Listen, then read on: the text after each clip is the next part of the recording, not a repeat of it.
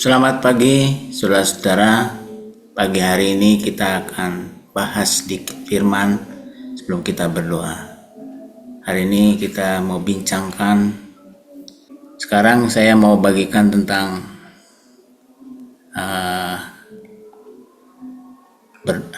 doa syafaat ya. Judulnya tentang doa syafaat. Saudaraku, kita coba bertanya lagi kepada diri kita, apakah kita berdoa pagi ini itu berguna nggak atau efektif nggak untuk menyelesaikan masalah yang ada di dalam kehidupan kita, di dalam kehidupan jemaat Tuhan.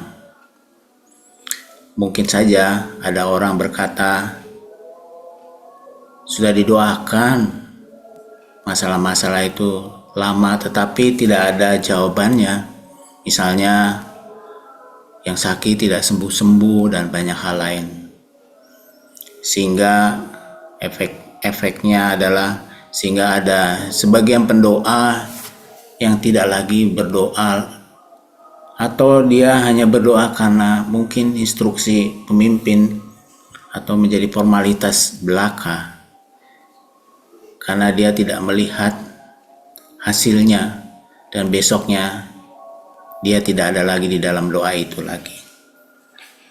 Ya, ini mungkin teguran buat kita semua. Jadi biarlah kita simak nanti apa kata firman Tuhan. Coba mari kita membaca firman Tuhan kita supaya keraguan kita terjawab dan kita akan bersemangat terus dalam berdoa bersyafaat bersama.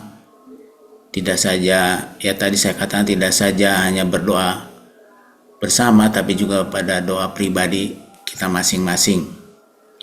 Saudara, dengan kita berdoa bagi orang lain atau bersyafaat bagi orang lain, kita menguatkan saudara yang lemah. Juga di sini kita berempati kepada dia dalam pergumulannya. Di sini kita sedang mempraktekkan kasih yang sedang diajarkan Tuhan Yesus. Kita sedang menyokong saudara kita sehingga bebannya menjadi ringan. Harus dipahami dulu mengapa kita harus berdoa bersama gitu. Sekarang mari kita melihat apa kata Alkitab, kenapa berdoa itu bermanfaat bagi kita semua yang berdoa, bagi jemaat Tuhan yang tidak hadir juga. Kita boleh sama-sama coba kembali mengingatkan saudara kita, berdoa itu sangat banyak manfaatnya.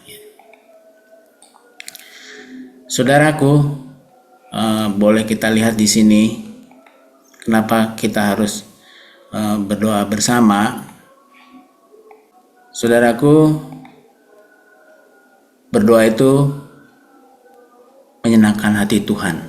Firman Tuhan dibilang begini, Yesaya 59 ayat 16. Ia melihat bahwa tidak seorang pun yang tampil, dan ia tertegun karena tidak ada yang membela.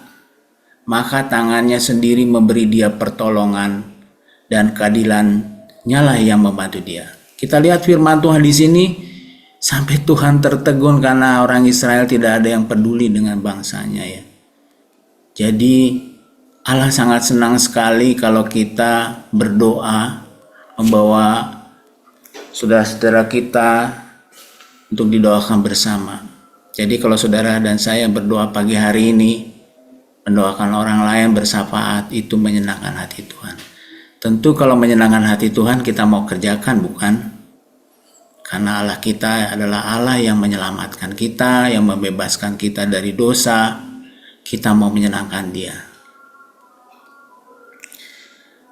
Nomor 2, saudaraku, kalau kita berdoa pagi atau berdoa syafaat seperti sekarang ini, itu mengikuti teladan Tuhan Yesus. Tuhan bilang gini di Matius 5 ayat 44, tetapi aku berkata kepadamu, kasihilah musuhmu dan berdoalah bagi mereka yang menganiaya kamu. Luar biasa Tuhan pengasih kita. dia minta kita untuk berdoa. Ya, ini teladan Tuhan Yesus dia lakukan. Kita mau dia menjadi pedoman hidup kita, kenapa kita berdoa. Bahkan Tuhan Yesus sendiri mau mengampuni orang yang menganiaya dia. Di Lukas 23 ayat 34 dia berkata, lalu Yesus berdoa, Bapa, ampunilah mereka. Mereka tidak tahu apa yang mereka perbuat. Inilah Tuhan Yesus kita, mengikuti teladan Tuhan Yesus. Kita lihat lagi misalnya contoh orang-orang yang berdoa bagi orang lain dan itu dijawab Tuhan Yesus. Kita lihat di sini ada contoh doa seorang perwira untuk hambanya. Sudah bisa dilihat di Alkitab. Nomor 2 ada contoh doa ketua rumah ibadat yang anaknya sakit parah. Ya. Jadi bapaknya ini dia berdoa buat buat anaknya perempuannya dan dia disembuhkan oleh Tuhan. Yang ketiga ada doa seorang bapak yang anaknya kerasukan roh jahat sehingga bisu. Setannya goncang-goncang dan dijawab Tuhan Yesus. Nah, jadi kita lihat sangat berguna sekali berdoa kita pagi hari ini. Kita tadi seperti tadi di awal kita berdoa bagi orang lain untuk menguatkan, berempati, ya, mempraktekkan kasih Kristus pada orang lain. Tadi nomor 2 ya. Nomor 3-nya mendoakan orang lain, mendekatkan hati kita kepada Tuhan. Tuhan senang kalau kita doain orang lain. Jadi kalau yang hadir pada pagi hari ini mengerti sekali kenapa dia berdoa dan dia akan terus berdoa bagi gereja Tuhan, bagi orang lain, bagi negara. Kita menyebutkan satu persatu yang kita doakan. Kita percaya bahwa Tuhan akan menjawab doa-doa kita. Kita lihat di Kejadian 18, ini teladannya Abraham. Bagaimana dia mendoakan Sodom dan Gomora.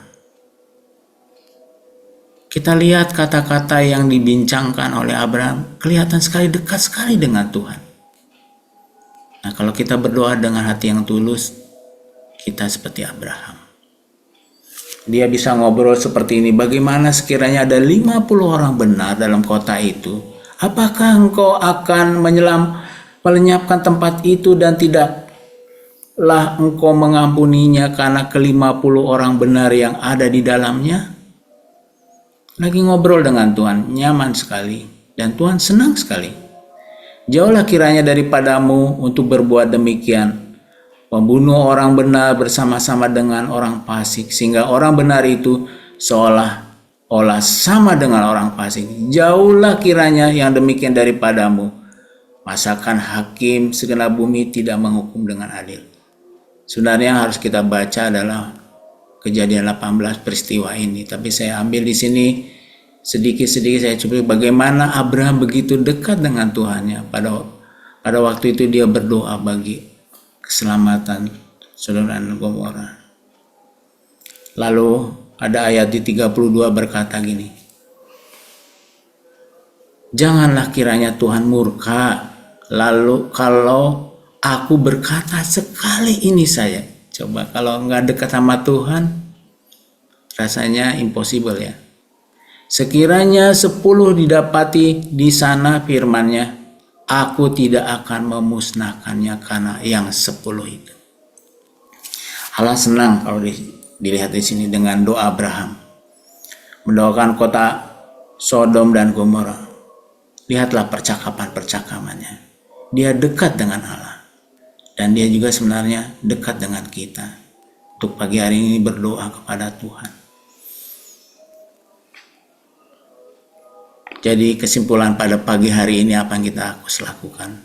Dengan mendoakan orang lain, kita sedang mengubah diri kita. Dari orang yang egois menjadi orang yang mengasihi orang lain dan Allah.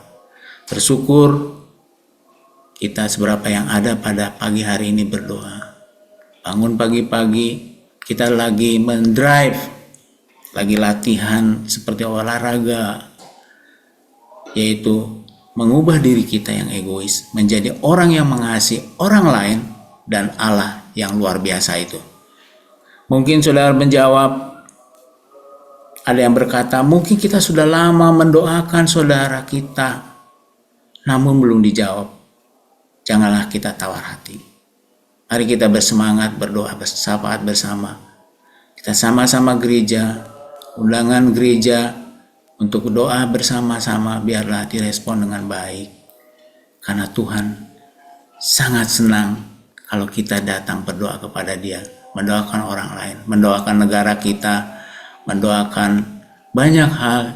Biarlah itu berkenan kepada Tuhan. Pagi hari ini, mari kita berdoa.